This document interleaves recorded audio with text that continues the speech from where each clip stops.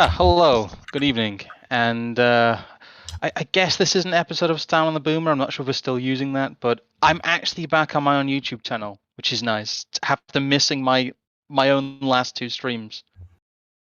The last one wasn't yours, that was mine. Okay, you started your own stream, and then I didn't appear on last week's stream because I was tired and also busy. But we do have joining us today. I'll go straight in there, Mr. Tho Bishop, one of the alumni of the Mises Institute. Yes, yeah, glad to join you guys. Is it your assistant editor? Is it or correct? Yes. Yes, I thought I got that right. Well, So yeah. I thought I had your page open. I'm scrambling to find it, so I don't say something stupid. But no, we thought we'd get Mr. Tho Bishop on because he recently released. Well, you put up a version of something Rothbard wrote in 1993. Yes. Just to get into it, and it's amazing how synchronous it is with some of the stuff we've been talking about. Because we've been reading a lot of both Sam Francis and Rothbard to develop our series about 20th century democratization. So it was kind of interesting to see that. It's also the chapter in something I've taken to calling the Rothbardian time machine, where he seems to just reach out and comment on things that hadn't happened in his lifetime yet. I think is it Radlib that keeps saying, as we get older, Rothbard gets smarter every day. He has that tendency. It's pretty incredible. Like, particularly something like this. I mean, I've been looking at some of his '90s stuff, and I kind of just overlooked it just because it was a book review, and I just didn't give it the attention I needed. And the fact that there's so many of these intellectuals from the '90s being rediscovered, for one, it's a reminder of just how much of a dark age the 2000s really were, just intellectually on the right. Just because you recognize there's all this great progress being made, and then it's just 9/11 happens, and it all just goes out the window. And now we're just kind of rediscovering, 20 years later, some of the stuff we should be, or 30 years later now, some of the stuff we should have been paying attention much earlier. Yeah, the piece in question is just brilliant, though. It's so Rothbard. It's that he's writing a review on a 250-ish page book and decides to write 8,000 words, most of which is about bizarre elements of ideology, elitism, Lenin, and all sorts of other stuff we might try and get through this evening. It even has the Lenin stuff in there, which again, it's peak Rothbard. Oh, it's brilliant. Well, everything old is new again, especially when you get to Rothbard's essays, because it is kind of as a review. It's more like an essay with a review scattered through it. Yeah. Which makes it quite interesting to read. And it's interesting because like the degree to which Rothbard really focuses on strategy in the 90s, you definitely see where this essay just radiates the amount of influence those halls and the John Randolph Society meetings, that cross-pollination of ideas.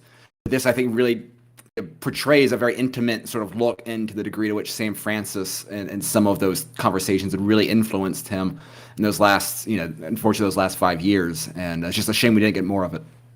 It is. I like the sort of brief sort of outline and framing at the start as well, where he sort of discusses and makes it very clear, probably to people who had never heard of the literature before, that Francis does not come from standard conservative or paleo-conservative lines at all. He's elbow deep in a theory of Italian sort of elitism that was basically laying dormant, other than Burnham briefly touching on it, who's the other person that's kind of mentioned here. But I just like, as we mentioned, Lenin, he takes these sort of Machiavellian political strategies up to the point where, you're like, the key questions are always not necessarily the shape of the structure, but to who does the structure serve, and to whom is this serving taken from? I mean, the whole notion of politics as a zero-sum game is something I've been trying to explain to people for, I don't know, too long now. Before we get... sorry, go on, though. So yeah, we're just war by other means. Yes, absolutely. So before we get too far into it, I'll do the regular normal stream stuff. For those who haven't seen it before, or for those who haven't watched for a while, we are also joined by Evelyn and my usual co-host, and I always call you the stream pusher, which makes you sound like you're in a dark alley with like a coat like full of like OBS software. I have gonna just go a make coat that for later. it. Big coat. Yeah, no problem. I can sort Hey you some, kids, you want some streams? You want to buy some frames, kids? Uh-huh. As always, we are by some miracle still monetized. I just think we're not being noticed. If you want to donate and have your questions read, we do have a Streamlabs. That is the best way to donate to us. Although you can give super chats and you can still join the channel to support us monthly. It does give us beer money at least, and it also helps visibility with the videos because interaction is rated quite highly on YouTube's magical algorithm. Yes. Apart from that, Evelyn is starting her own show on a Monday. The first episode was with Mr. Peter Aquinas. I will add that probably to the description below in her little section. I'll add the playlist there, and there will be more of those. Trig, I think you're doing your weird D&D thing on a Monday, so I might as well show that before we get into the article proper here. Yes. But yeah, that's. Sorry, go on. Being a nerd. I'm being a nerd. I'm playing D&D on a Monday. It's good for a laugh, sort of. It's good fun. Exactly. I'm being less of a nerd on Monday by studying intently obscure political theory that nobody reads. Indeed. What is Monday's stream going to be about? Have you got an idea yet? I don't know. We'll see. Just having a brief look through some of the chapter headings of Beautiful Losers, there looks like there's some rather interesting stuff. So I might have a peruse of that and see if there's anything I want to pick. That book is incredibly expensive to buy. I had a look. You know what? I'll pick a copy if it's a tenner. No, it's like £95 for a softback. For a paperback. Well, the Perito and Giotano Mosca stuff that's mentioned in this article, those books are like £400-500, some of them, because they've not been printed since like the 50s. It's amazing that, isn't it? That a lot of it's kind of mentioned in the piece we're going to read itself, but all the stuff just being buried. In fact, though, I want to ask you, where did you find this? Like this Rothbard essay / review about beautiful losers, because I've never seen this before. I've never heard anyone talk about it before, but it is so relevant. Like, where did you dig this up from? As far as I can tell, this has not been republished anywhere. There's 2 scans online just because of the full collection of the Rothbard Rockwell reports. But I think this is the first time there's been an HTML version out there. And again, that's why I was just going through reading just some random stuff, going back and trying to read some of my own favorites, and I saw this article right before it. There's this thing about Italian politics. It's interesting in its own right, and then I just started reading, and I was, it didn't take far to realize that it was something that was pretty significant. And again, I mean, it's like literally the night before we were talking about Sam Francis with someone else after one of the Twitter Spaces, and so it was just too eerie, just how on the nose it was. Oh, is that one of the Twitter spaces that isn't named like #MayoMonkey or something? Yes. Or why should black people exist? There wasn't that one either. That's been a whole. The Twitter spaces have been rather entertaining, but it does kind of feel like you've come out of like the online like essay like Indiana Jones. You've dodged the rolling rock. You've replaced the statue with a sandbag, and you've come out with this 1993 Rothbard piece. And that's one of the things that's really nice about it is that it's being able to ground a lot of the topics that I'm interested in, within the perspective of great Austrians, and trying to really build off of those foundations is something I find really it makes me feel better than just kind of going off half cocked.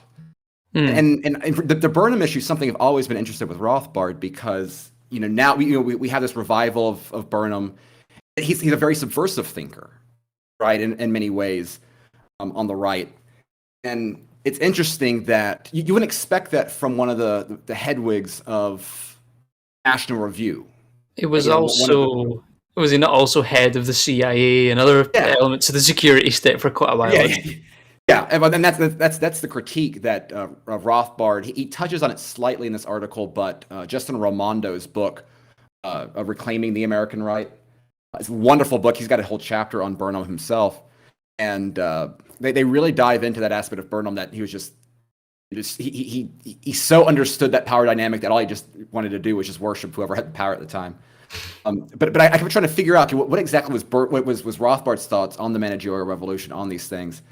And you know, I had not fully appreciated the degree to which Burnham had inspired Francis. I was passively familiar with the anarcho-tyranny stuff, but I wasn't quite familiar with that direct influence either. And so it was very interesting tying all those loose ends together, and seeing Rothbard's opinion on some of this. Out of curiosity, have you read Leviathan and Its Enemies? I've not.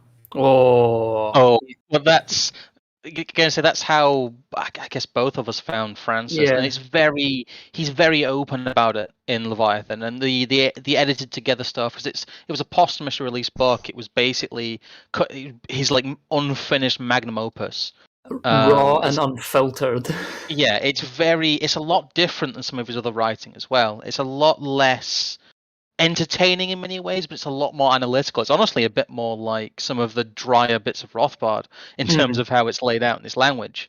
But he's very open in there about his influence from Burnham. So I think that's actually one of the aspects I already knew, but it's mostly because I've read well I guess one of the few people who's actually read Leviathan and Its Enemies, because that's one of the breakout books of Francis's, but it's very dense. I don't think a lot of people could read it, at least on first try, and understand a lot of it, because there's a huge amount of grounding you need, I think, for Leviathan.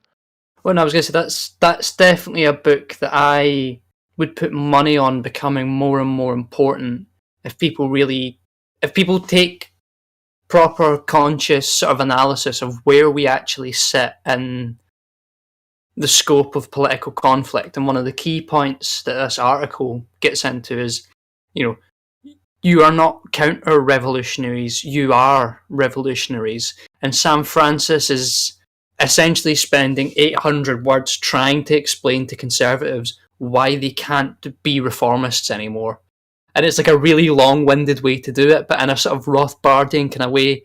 It's only possible because he's capable of such a highly specific level of language. And the terms you see even later in this article, sort of slightly more Gottfriedisms of the quasi-bureaucratic totalitarian therapeutic managerial state or something like that. Yeah. Which is kind of funny, because it sounds like Rothbard is reading bits from Leviathan, which came out 10 years after this was written.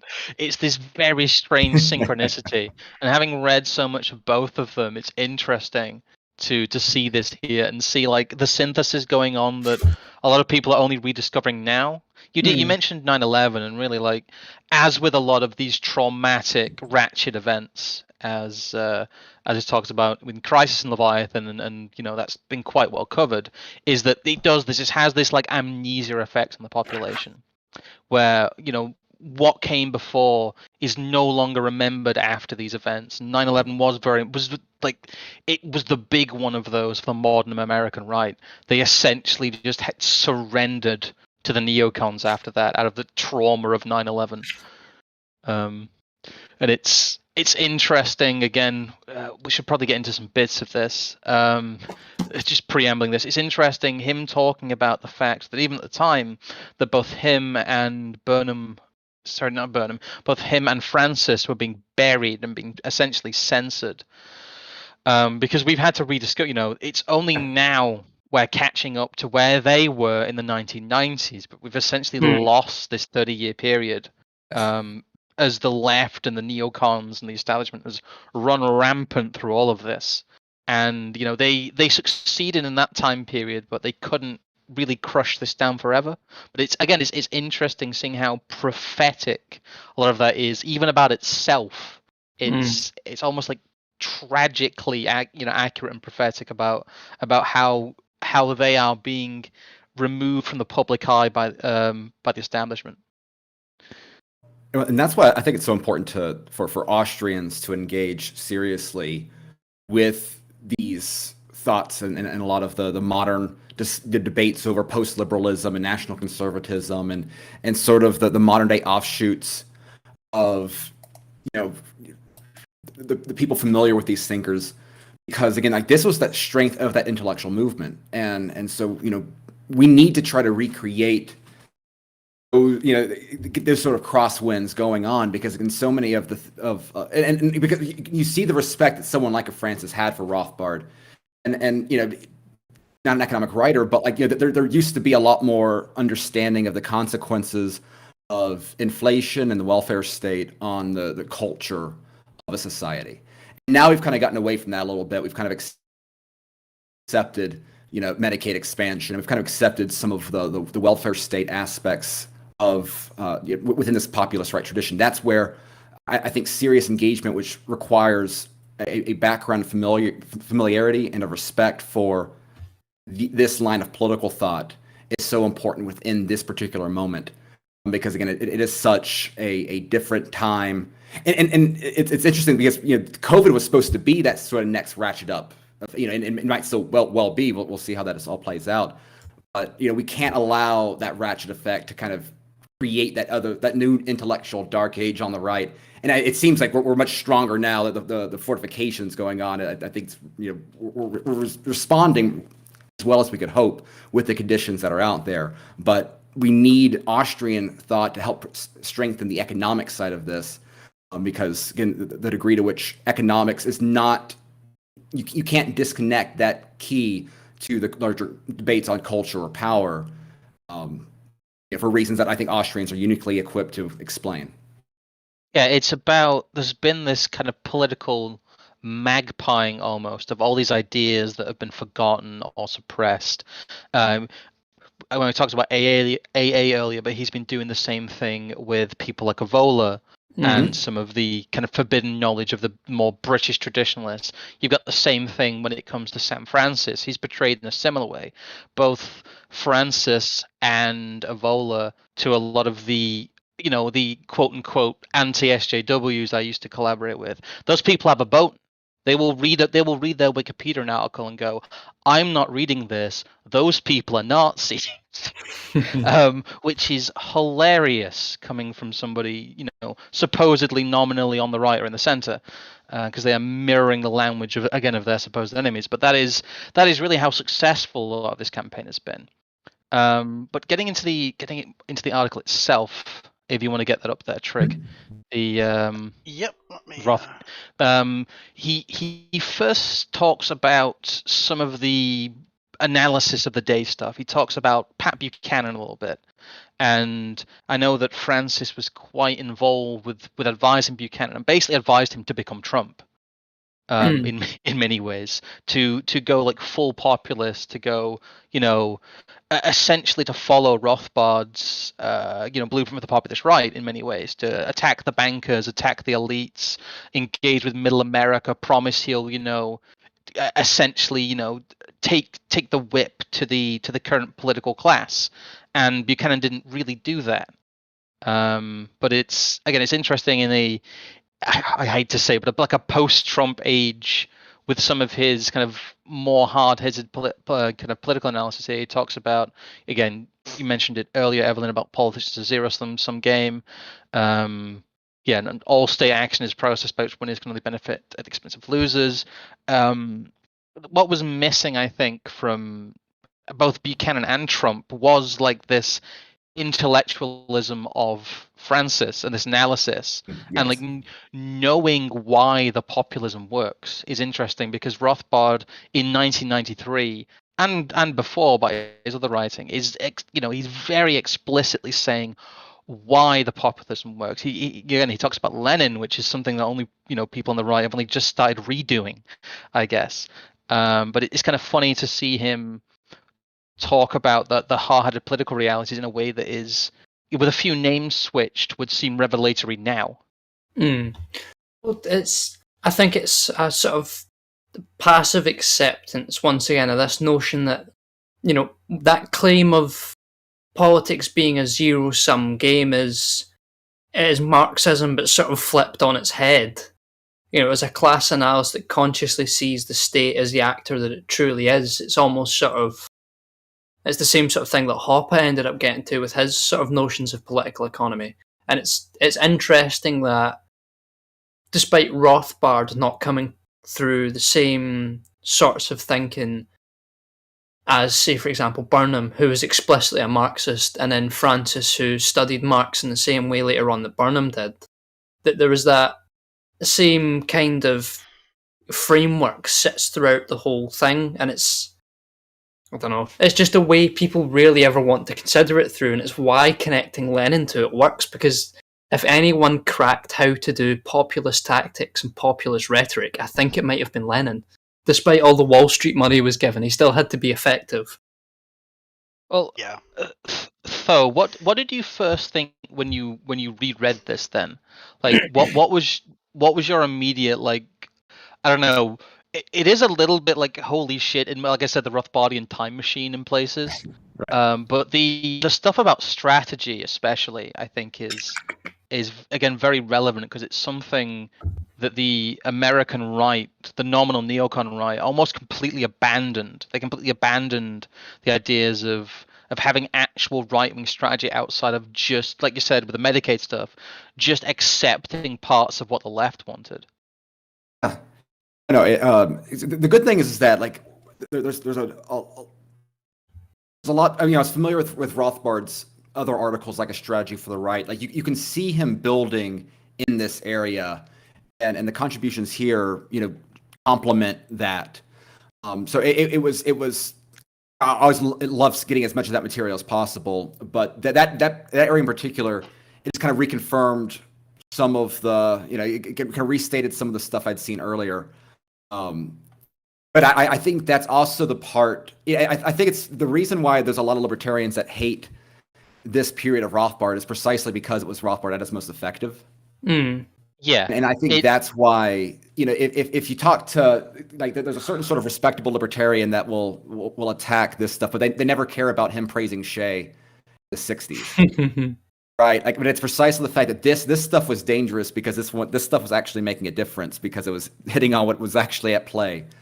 I think that has led to some of its historical infamy. Well, he's talking about that aspect that is always missed when people, or not all the time, but when a lot of people talk about populism, that the populism is only as effective as the people who are trying to guide the populace. Right. I think one of the paragraphs in the section on strategy essentially suggests, intellectuals and activists spent that whole period of, even from the 60s to the 80s on the right trying to put forward ideas, and the public took them up and nothing happened because there was no strategy about how to effectively force the ideas upon your enemy, which is ultimately what needs to be done.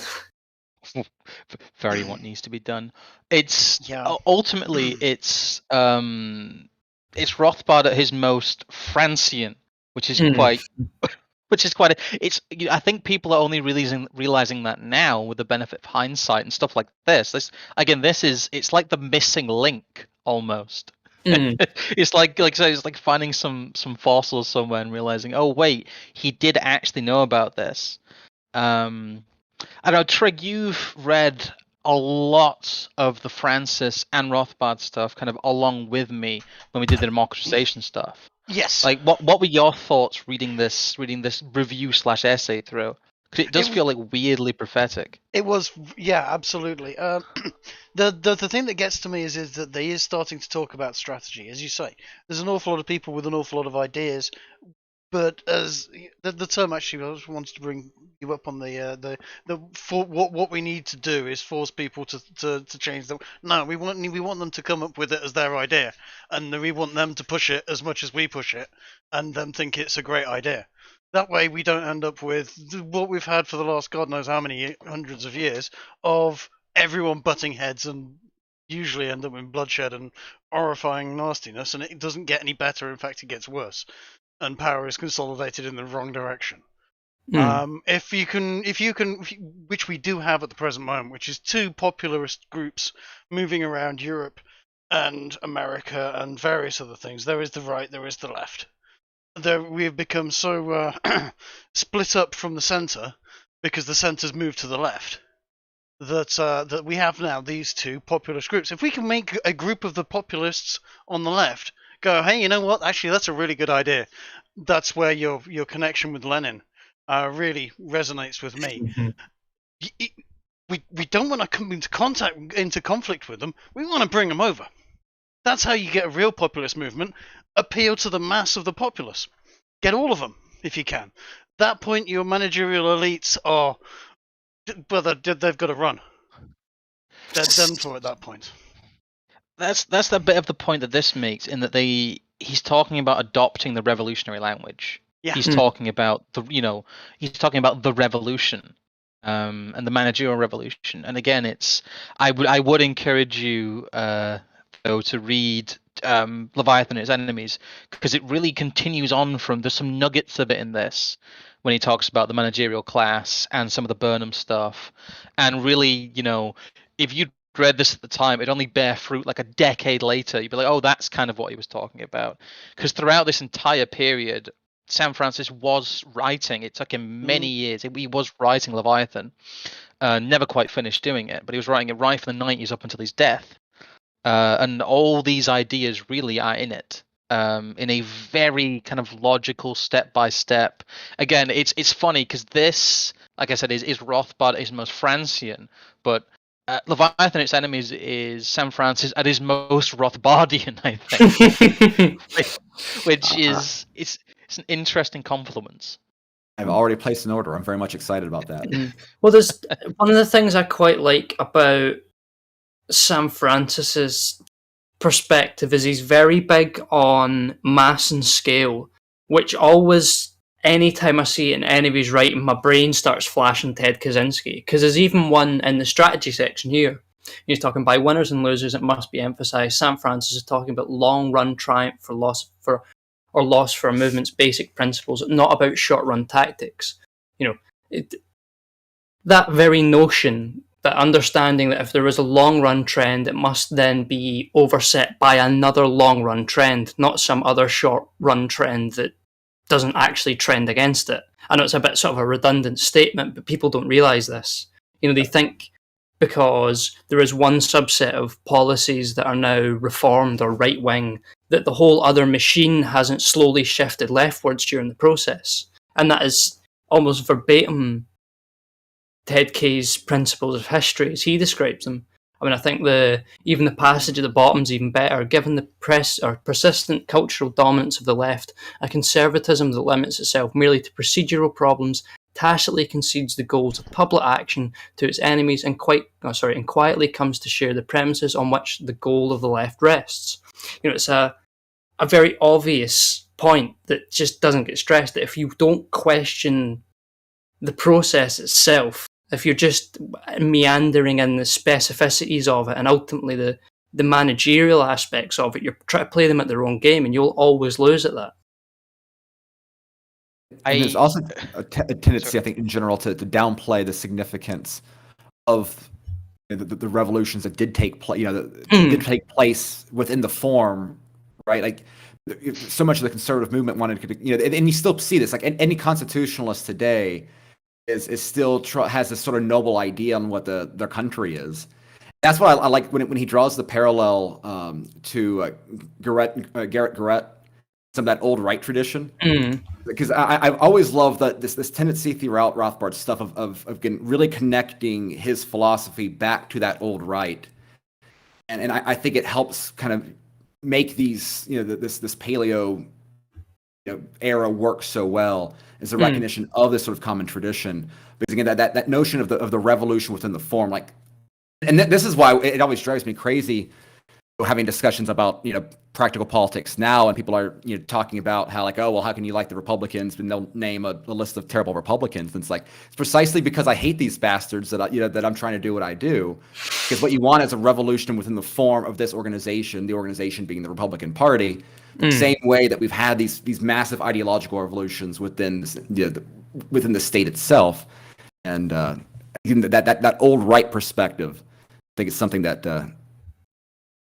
Seeing these historical trends is something that I think is important throughout American history as well, because it's great to have these to recognize it and have the philosophical foundations. But I think recognizing what was the success and failures of the Jacksonians in trying to rein in their own sort of a cronyist revolution that you had after the period of good feelings, right, was just a period of cronyism and utter corruption. The post-Civil War era of Reconstruction America, the Bourbons fighting that. These historical examples of these revolutions within the form and lessons from it, I think is something where, again, just these are the stories of American history they don't want you to understand. Well, yeah, it's a key part of building any movement that it must have some narrative. I mean, so much of the work we've put into the democratization series is almost, I don't know if I think the last Hopper I read was The Great Fiction, and a part at the end of that, he's almost basically asking for people to sort of take up the mantle of using these frameworks, using these ideas, go out there and, just study, look at everything and see, what actually was, using the rules that, we have in front of us in this article and the rules that are given, say, in Hopper or Rothbard, have actually been victories. What can we look back on as the things to do in future? And as you're talking about there, the Jacksonians having a dual strategy of a populist sort of sentiment of arguments based around, a very sort of them and them versus us simple friend-enemy distinction. Meanwhile, at the same time, operating on a higher level to these goals and these ideals to do with economic policy. That's what we need to be aiming for. And actually, it seems as if it's nowhere near a popular movement, but there is definitely a class of people who are taking up that call and, using work like Francis, Hopper, whoever else, to try and come up with at least something. Let's give people a better story here. Very tell a better lie. But I did see you retweet a thread by someone called Sam Jacobs, which was great. That was a very good thread in which he talks about tactically how a lot of the, I guess, libertarian purists wouldn't hold their nose and, essentially infiltrate the Republican Party, because the Republican Party has been a lot more successful recently at implementing some of the aims of, the nominal LP than the LP has. Even though, it's supposedly full of all these odious people, it still seems to, not even accidentally, but incidentally through the populism, implement some of the ideas that people want, and people don't seem to want constructive change. I know there's been a lot of drama, let's say, in the online libertarian community about being effective and about, what actions individuals and communities can take to both better their lot and constructively move on issues. I know there was a whole blow up about, homelessness and, this era of Rothbard rearing its head with the infamous Unleash the Police. People don't read the next line, which is that he basically says to remove qualified immunity and turn everyone into the police, essentially, which is kind of, I don't know. I think people miss quite how based a lot of that is, because he's basically talking about, one, removing the state kind of officiation of the police, and two, creating these neighborhood associations that essentially go around and get rid of the drug dealers. Again, it's Rothbard is most tactical and is most potentially effective, and a lot of people seem to have a huge amount of problem with that. There's almost this idea that some of the paleo conservatives who might be more open to some of what Sam Francis is saying are turned off by the Rothbard ethics, kind of more ANCAP stuff, whereas a lot of the libertarians who would happily say that they're fans of Rothbard, because of their optics or whatever, or because they just feel uncomfortable, wouldn't want to associate with Sam Francis. When really, to be effective, again, you need to have both. You need to be able to hold the ideas of both in your head. And there's these two groups. You've kind of got the Tucker Carlson conservatives and the purist ethical kind of ANCAP Rothbardians who seem to not be able to quite go over that gap and be able to fuse the two together. One of the reasons I try to go out of my way to really defend 90s Rothbard and the whole paleo strategy stuff, because it is interesting the way it really only kind of works in that perspective where it's that's the era that if you embrace, it's weird. and taboo. But every other, but no one expects a kind of a right-wing libertarian to complain about ethics of liberty and some of the stuff in there, right? Like this is the stuff that you're not supposed to talk about, and that's why I think it's precisely because of its effectiveness. And I the problem I have with a lot of this online drama, like the bum, the get rid of the bum sort of tweets, like so much of that drama, it's not even sincere in that they're genuinely outraged. It's that they're bored. They're longing for the days where you could go on Libertarian, go on Facebook and act real edgy because you're talking about anarchy and something that people, it's kind of new and hipstery, and now everyone, there's nothing new or interesting about it anymore. It's not edgy, and they've been having the same conversations about COVID time after time, and so here they got here's a great topic, just act morally outraged by to prove that you're the most pure libertarian on the block, and highlight why you're such the better online account in this. Like that's one of the issues with just libertarianism itself, is that it creates this culture of just libertarians being libertarians for the sake of being libertarian, rather than trying to do anything engaging with the world. And it's precisely like the entire paleo strategy from Rothbard and Rockwell was praxis of separating themselves from that very specific type of person. Well, I think, and that's something I think is important. Part of their reaction, I think, isn't even, it's sort of subconscious. One of the points mentioned here in the article about, that it's simply a law of nature and any claim otherwise is simply propaganda for suckers. Similarly, in government, there is always and inevitably, as Mosca puts it, a ruling class. These being very frank and upfront about the unegalitarian nature of man, and the fact that that's, one of the elements we could maybe get further down to later on, but almost sort of by design, and that is the order by which we are supposed to all operate. And when you get to the realms of understanding Rothbard to the point where you're willing to use claims of independence via his argumentation to the point where you want to seek power, I think that scares people, because you've gone and used their own ideas to grab power, and they don't understand how, and they don't want to be classed in with you because for one reason or another they either don't want power or they don't want you ruling over them. That's it, isn't it? It's the who rules over whom at the end of the day that causes the problems. And you're all right. I've watched the Libertarian Party for years now massively purity spiral and stab itself in the back so many times and for so often. But it's not even a new thing. It's been going on since the 80s. I mean, I don't know why the Libertarian Party even bothers. Anybody who's an actual libertarian stands no chance with the LP. Well, they're not even doing it in a good way. They're not making themselves more effective. No. They're shutting out anyone who could be effective. And this whole thing, he talks about populist strategy. He talks about, the power of writing populism and the Joe McCarthy test, basically, as well. Joe McCarthy did nothing wrong. Literally show me what he did wrong. He fell for a CIA trick and never got rid of enough communists. Yeah, well, yeah. Yeah, he didn't finish the job. To be honest, though, that was. I said this the other day on Twitter that when the wall fell in 89, 91, whatever, whenever you want to call the Cold War over, we all thought that the West had won, and we hadn't. We'd actually opened the door to lose. I think the lesson from someone, especially like Francis, is that by the time we went into World War I, we had thrown ourselves into the arms of Americans and ultimately thrown ourselves into the arms of neoliberal culture. We had been thrown into those arms, yes, without a doubt.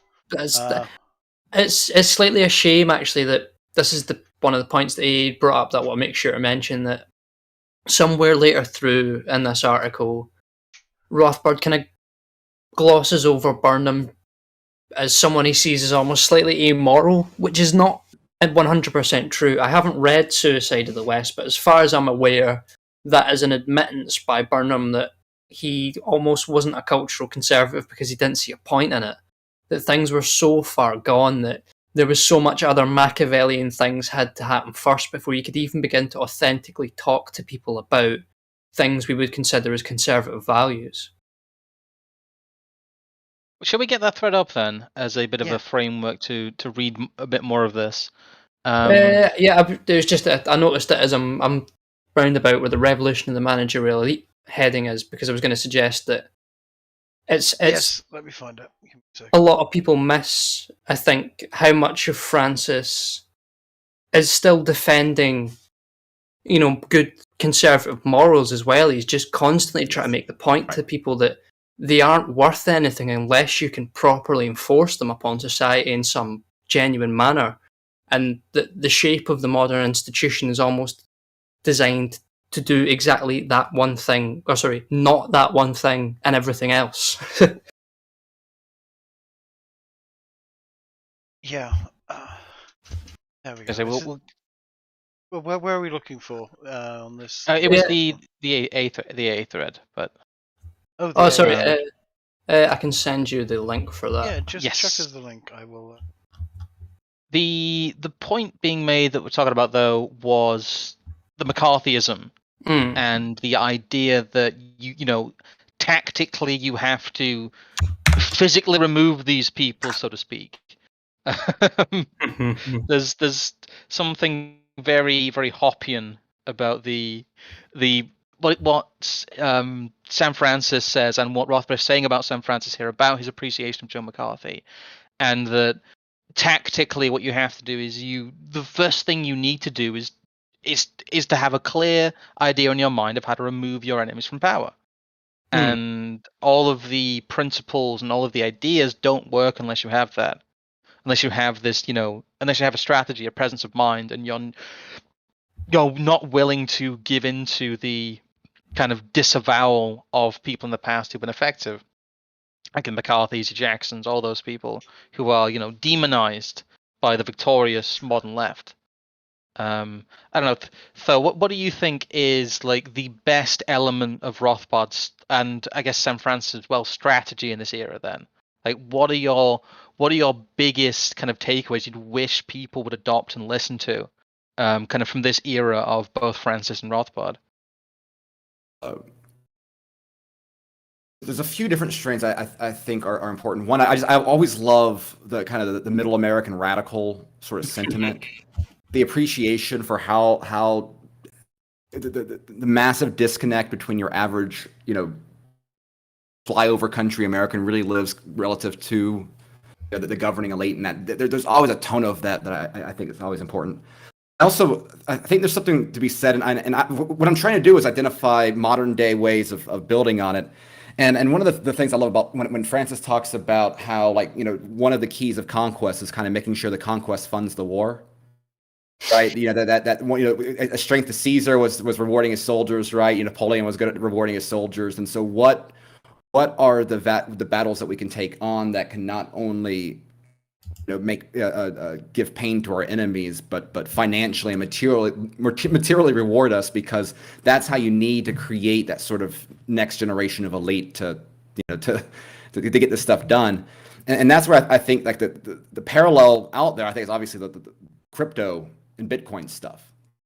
And so I think that one of the ways that we can take this great sort of theoretical understanding of the importance of this political dynamic is now, so if we identify that Bitcoin and offers an opportunity for people more inclined to oppose the neoliberal regime, and what can we do with, so for example, state governments that, if you simply change the law in a state like Wyoming, now municipal governments can all start holding Bitcoin of their own. And those municipal governments, like if red states start stacking sats, then that itself is a form of self-sovereignty against the regime, benefiting from any gains that are made. And so I'm trying to think of other ways in which, again, the gains that we make as a movement can not just make us, psychologically improve our mood, but provide significant strategic advances as we get them. Making sure the castles we take are worth having. I mean, I think Francis' stuff is really good on kind of narrowing some of that stuff down. He did come round to the wrong neighbourhood to talk about crypto. I think crypto's I think it's a bit, well, non-fiat stores of value, I would say yes. I think if Texas started stockpiling like gold and silver with the express idea of it making it a bulwark against the federal government from like bankrupting them by withholding funding, like the federal government would shit itself if they did that. If Texas went, right, we are getting gold, and we are going to essentially make our own currency on the back of all this gold, like that is something that would that's like a nightmare scenario for the establishment, because they basically have to make war at that point. Because it does also have the risk of company script. Crypto does. I'm all for trading it and making a little money here and there for it. By all means, go for it. But widespread, vast amounts of cryptos for, you can get paid 40,000 in AMP for Amazon, or we can pay you 80,000 Amazon bucks. I'm not so much interested in kind of crypto as a broad thing, particularly Bitcoin. Like the Wyoming bill was very specific on Bitcoin as a way, and I definitely agree. There's that aspect to it. Yeah, I agree with you with like the non-fiat store of value stuff. Right. Yes. And Texas already has like a gold bank, like that, and some boomers in these positions of power are going to be more comfortable with gold than Bitcoin. It works on both ways. Yeah, it's a good way of like just moving outside the system and just like doing things. I think you're right. It's just I know me and you, Evelyn, often, and I guess Pete as well, talks about the Incapistan in people's minds, and that's where they retreat to when they are asked to do something. It's like they retreat to this idealized version of their morals, and they won't move outside of it to do something. But I think that the biggest thing that both Francis and Rothbard are really just telling people to do is like go out there and like fuck these people up politically. Yeah, just do what they've done to you. Yeah. It's a very simple dynamic, but it seems to be one that people, for one reason or another, cannot accept. And maybe, I don't know, that's something to do with the therapeutic managerial state and its post-revolutionized form or something like that. But very big mouthful there. One of the most disappointing parts of the essay was Rothbard going after the Caesarist approach. I think that was to be fair, like Reagan, obviously not Caesar. So it's funny it was funny to kind of get that reminder that once upon a time, Reagan was seen as the Trump of his day, and even that's I mean, it's not surprising, but it's just kind of a nice reminder of how interesting that those conversations were already going on in the 80s. It's kind of funny, though, that he says that, but also conversely at some point suggests that we need someone who is capable of the will to power a la Lenin or Pol Pot. I always love when, for a head of state to really overthrow and decimate the existing administrative power structure would require the steely determination and the cadre organisation of a Lenin or a Pol Pot, which just makes me think of like DeSantis Duce. Yes.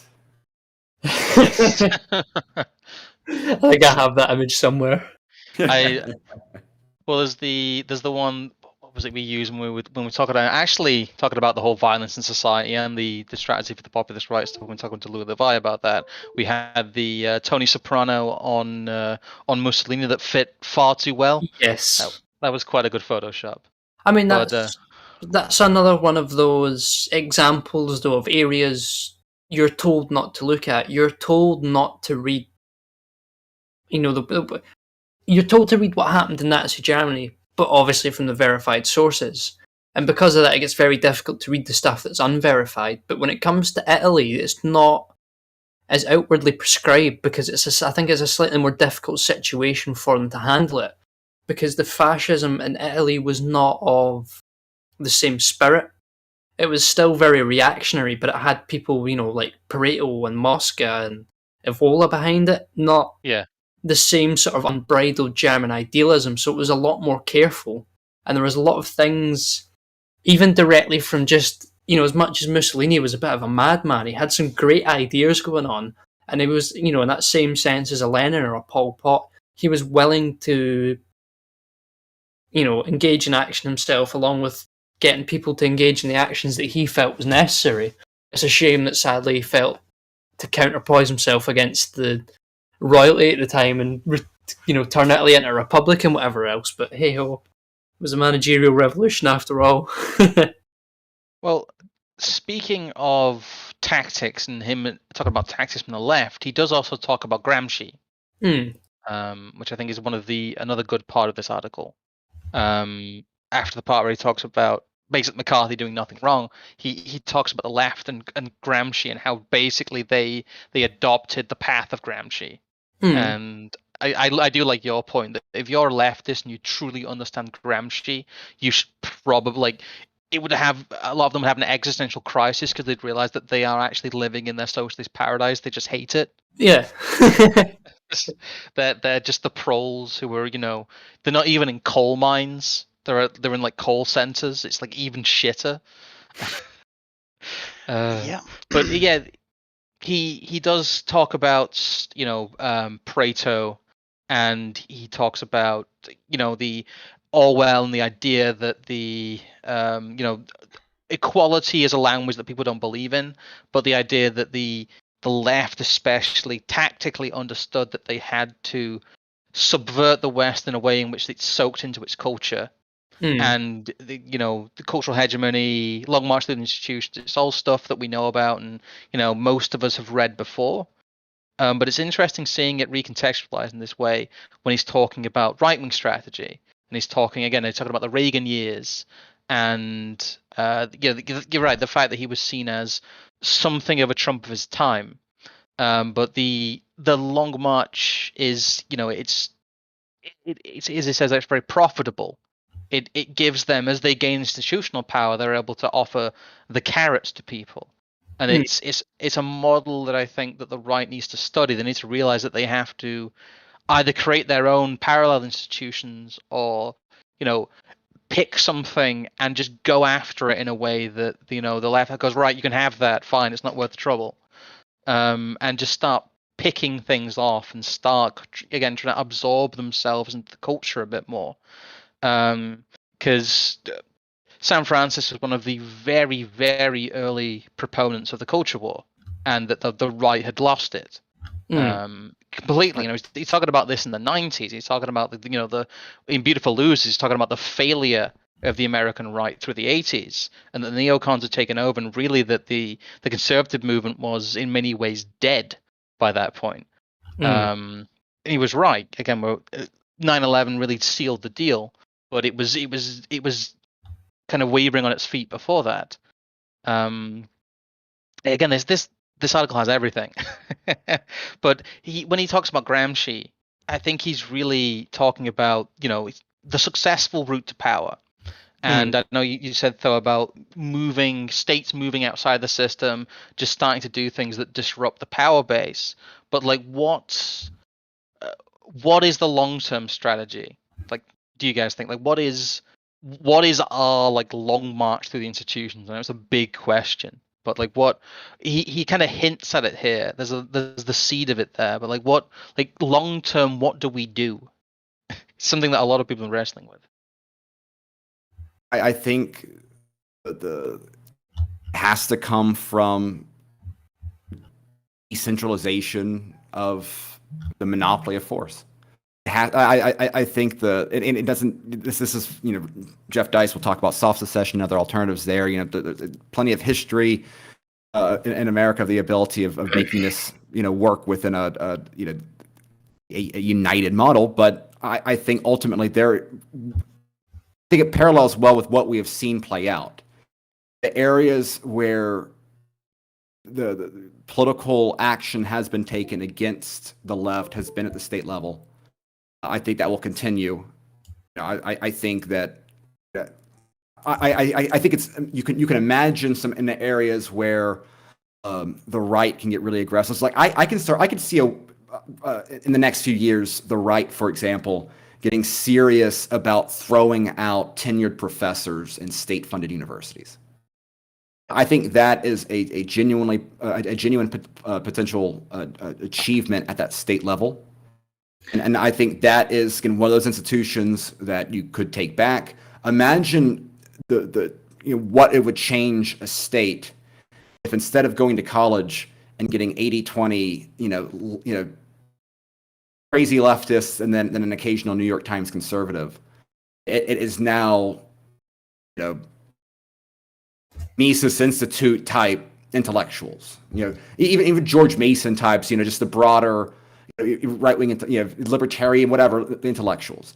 That would dramatically change what those and the consequences, the cultural consequences of those institutions in those states, in a way where you already have a very strong stream of money being pumped into it anyway, right? I don't think you're going to get anything to that level at the federal. So I think ultimately what this looks like is nationalism being taken down at a state level, and with legislators willing to act in ways to break up, actually challenge the political norms that prop up the current existing power structure. Well, yeah, people need to be conscious of perspective, and especially, because there's another point I need to make sure it gets mentioned out of it. The historical perspective, the understanding of the amount of time it has taken to get to where we are and the amount of time it will take to unwork where we are from. And the fact that, I don't know, I might read a big section of this here, but I just think it's so brilliant, some of the phrasing he has in here. So what are we to make of the striking but highly neglected fact that the brothers Dulles in their private lives before assuming state power were long-time top attorneys for Standard Oil and hence for the Rockefeller world empire, or that the beloved Herter was married to a Pratt, a family that is associated and invested closely with the Rockefellers since the beginnings of big oil in the late 19th century? Are these only coincidences? To believe that strains credulity and can only be endorsed by what my old friend George Resch calls believers in the accidental theory of history. This view of political affairs has long been derided by big intellectuals and big media as a conspiracy theory. There is no theory involved here. However, it is simply a willingness to see patterns that should be staring people in the face. It's just this. It's one of the things, again, from Rothbard that I was implicitly aware of, and I had been doing it myself years before ever going anywhere near any libertarian theory. But having the proper historiography, when you look back at what happened previously. I think is in Hoppe's coming of age with Rothbard, where he talks about, very bluntly, that Rothbard essentially says to him, when it comes to history, just look who profits and look who gains power, and that's always pretty much your safe bet. Yeah. And in a sense, I'd been doing that for years and years and years, and then finally get to reading all this stuff, and it's like, no wonder it all makes so much sense now. It is implicitly the logical way to follow conflict in any organisation, no matter the size. These basic rules from Austrian economics in terms of seeing games as zero-sum or net-sum are always true in a sort of perennial sense, nearly.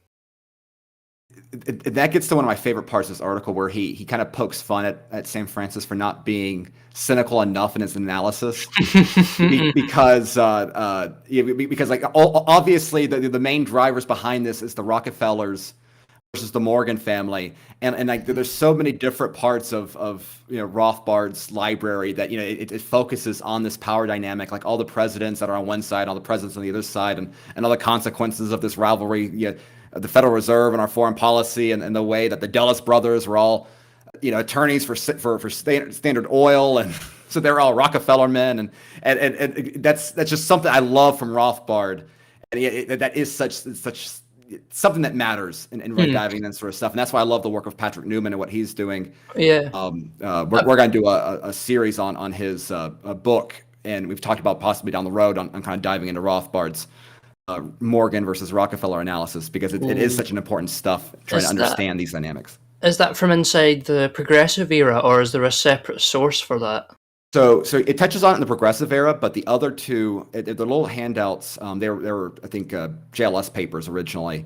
One is the origins of the Federal Reserve, and the other one is something like Wall Street banks and foreign policy, or something like that. We have actually used the origins of the Federal Reserve essay in the democratization series previously. Perfect. What I'm surprised is that Rothbard, as far as I'm aware, never bumped into the work of Anthony C. Sutton, but they are so close to doing the same thing at the exact same time. It is almost unbelievable. Yeah. Next time I'm at the Institute, I'll see if there's any Anthony Sutton in his library. Ooh. Ooh. I wonder what those. Excellent. I wonder what Yeah. the footnotes he's written in those books are like. Yeah. That's the real jealousy, is that you get to sit and peruse essentially Mises and Rothbard and all these other people's sort of personal library, and you get to have a wee look at all the footnotes and stuff. It just, there must be some real gems in there. Rothbards are particularly colorful. Well, I don't know, it's kind of funny, Rothbard as well, talking about merely coincidence and not being allowed to notice patterns. That's really quite funny. But he is right when it comes to elite, and, you know, again, it'd be nice to have AA here when he talks about elite theory, and that's really the point of, you know, the divide of history, in that history is taught to school children as something that just happens. But, you know, any, you know, naive analysis of history is something that has been done to you, and has been done and was done to people at the time by people with vested interests. Yeah. And I think that any analysis outside of that is, again, almost dishonest by design. But it brings it back around, because then you see why they needed that long march. They needed that long march so that their history became the history. And you could not look outside of that. That's now why, when you question anything, especially certain events from the middle of the 20th century, you become a complete social pariah, and all you ultimately want out of them is the truth. And you can't be told them. Well, it's the, again, I don't know if you've read any of Anthony C. Sutton's work, though. Not. Oh, it's very similar to some of Rothbard's, but it's even more hyper-focused. It's like he took some of the nuggets from it and like expanded them out, because Sutton's work, like, it all hangs together. The Wall Street and the Bolsheviks, Wall Street and the rise of Hitler, and his book on FDR. They all come together very well to show that, you know, it's the same movers and shakers who are making all of these things happen. And he has so much evidence for it. Like, he has the receipts, basically. There's a great passage in, I think it's actually, it's in Wall Street and the Rise of Hitler, when he talks about the Nuremberg trials. And he talks about the fact that the German members of the board of IG Farben were prosecuted, but the American members of the same board were not prosecuted. And he says that if the goal of the Nuremberg trials was to distract people from where the money came from, then it was very successful. He just goes out and says that, which is great, because he builds up to it with all this different evidence about these board members, all this American money flowing into Hitler's Germany. All of this American expertise flowing into IG Farben through people like General Electric, and all the stakes that these American businesses who put FDR in place had. And it's just wonderful, because he doesn't arrive at Rothbard's conclusions through like the ethical theory that Rothbard does. He arrives at purely through the facts of history, which is kind of amazing to watch. It's like he studied all of this and he's like, wait, I see what you did there. I'd highly recommend it, because they're not long reads either. Yeah, no, I'm looking at it now. Yeah, no, I'm gonna add. I'm gonna get a few of these. Because what we've been trying to do is we've thrown Sutton, Leviathan, and its enemies, which again almost feels like a reply to some of this article, because I think he's a lot more cynical in his kind of his setting out of, you know, what we call elite theory now. Honestly, I might need to check. I swear somewhere in the foreword, because I've got my copy of Leviathan here, he explicitly says, "Thank you to Rothbard for pushing me to come to terms with certain aspects that I hadn't tied up of other bits of work," which might honestly be a direct reference to this article. I wouldn't be surprised. That's kind of amazing. You know what? Can find that. Just to kind of tie some connections together, I see that Sutton's work was published in the 70s by Arlington House. Yeah. That means that Lou Rockwell was a editor at Arlington House. Oh, it all comes together. So there might have been some overlap in that. But it's there's a bit at the end of this that I want to have a bit of a longer discussion about when he talks about fight the blackout, because I think this is the real kind of prophetic, almost black pill here, that he's almost talking directly to us now. It feels like he's like looking into the camera and like talking to us, because this is so relevant. Has he got like the just fuck my shit up fam like hair and eyes and stuff? He's got like the sad cat eyes. He's got like the shit. What was that dude's name? Brendan Fraser. He's got the Brendan Fraser hair on. He's got the sad cat eyes. He's like, please don't let this be forgotten. He talks about Beautiful Losers, which instead of becoming a staple of the American right, is now an obscure book that you have to pay 75 quid to get a paperback of. He talks about Paul Gottfried's conservative movement, which is a bit more prevalent, but again has been almost completely excised. And he's asking us to do something that the American right in the 90s completely failed to do. He's speaking at a time where it felt possible, but again we're 30 years later here, and we're kind of picking up the pieces. But there's this idea of like there's all this forbidden knowledge we're piecing together. I'm sure you've read a lot more of other stuff than we have, and where I'm not surprised, but it's so scattered around that we're talking to you about Leviathan and Anthony Sutton, and all of this stuff hasn't been pieced back together yet, after it was essentially just like scattered by the neocon wave of 9/11.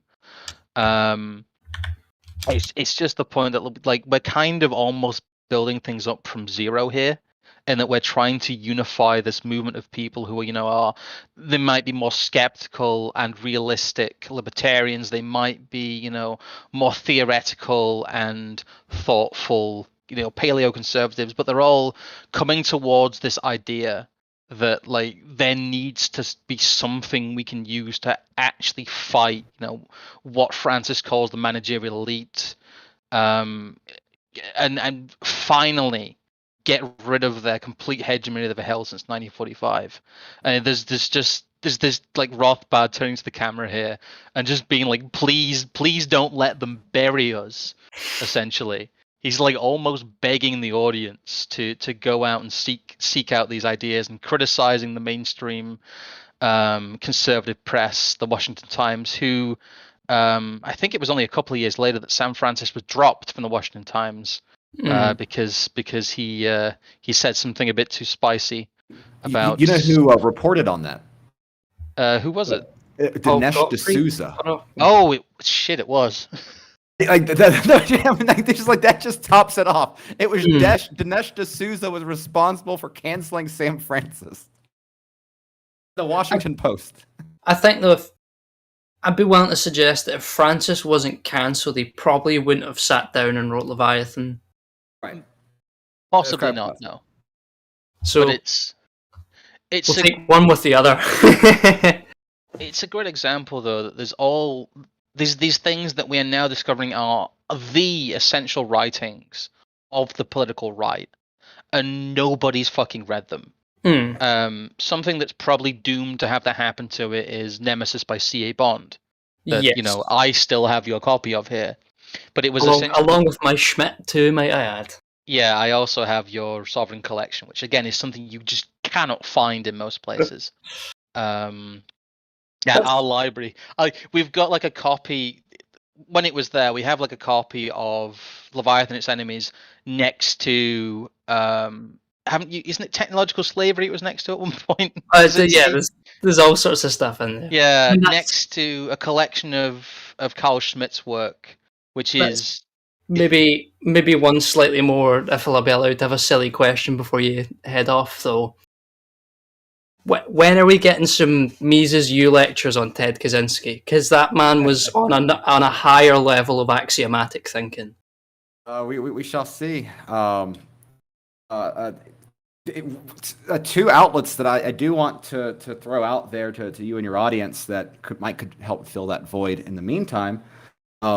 We do have the Quarterly Journal of Austrian Economics, and we do have the Journal of Libertarian Studies.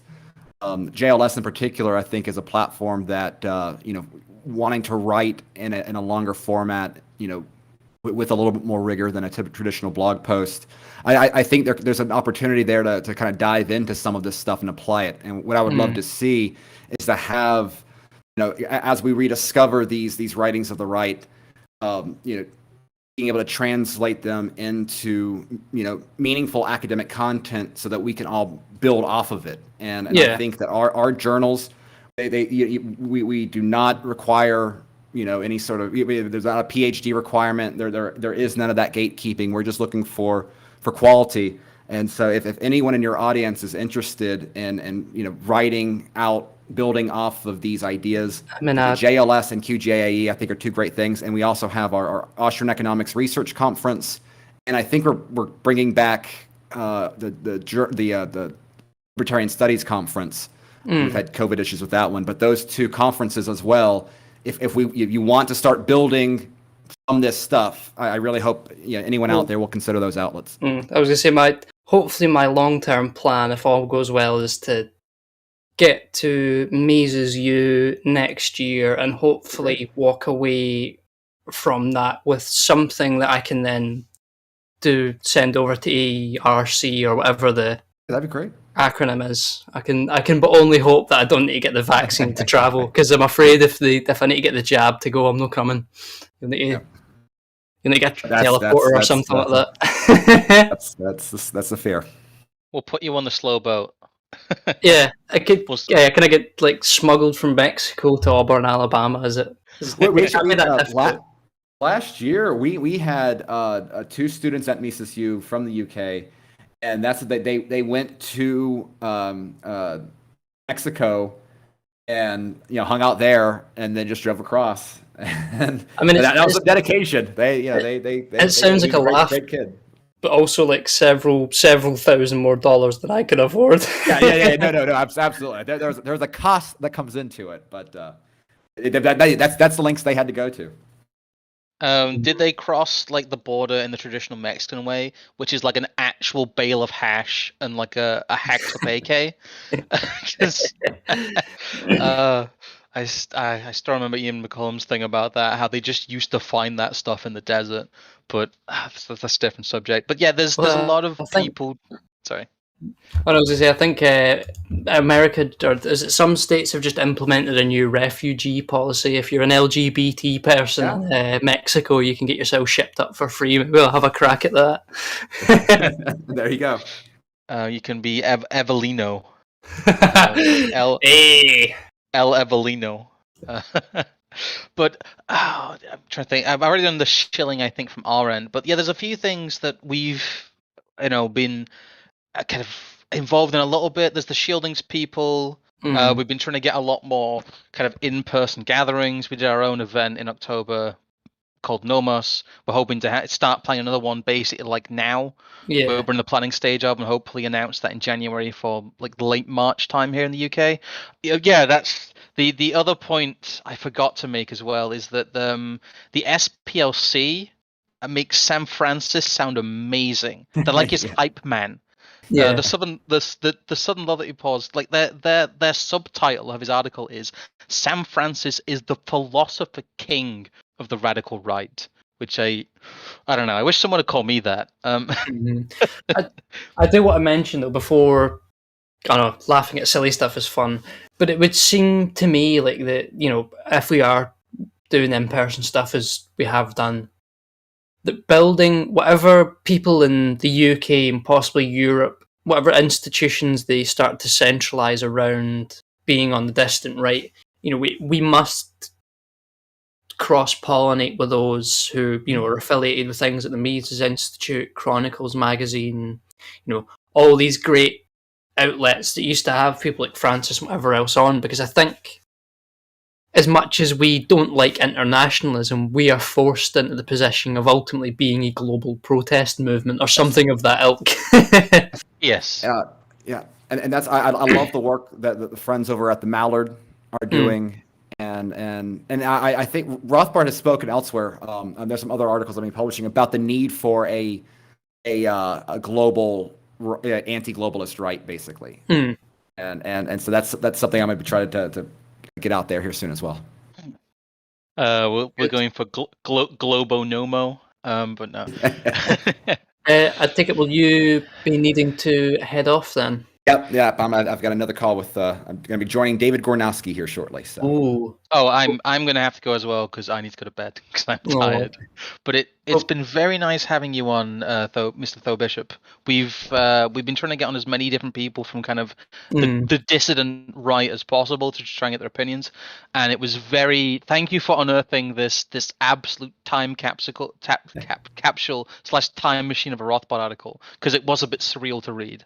Well, thank you for reading it, and thank you for enjoying it, and thank you for having me. This has been fun. Not a problem. We hope to have you again at some point whenever you're free. Excellent. Okay, Guys, well, take care. that's good night from us then, and we will see you next week. Hopefully, we're not quite sure if we'll have another interesting guest, but do stay tuned. We may I'll be work able to something out on Twitter. we'll work something out. Either Monday or Thursday, we'll probably have someone on. So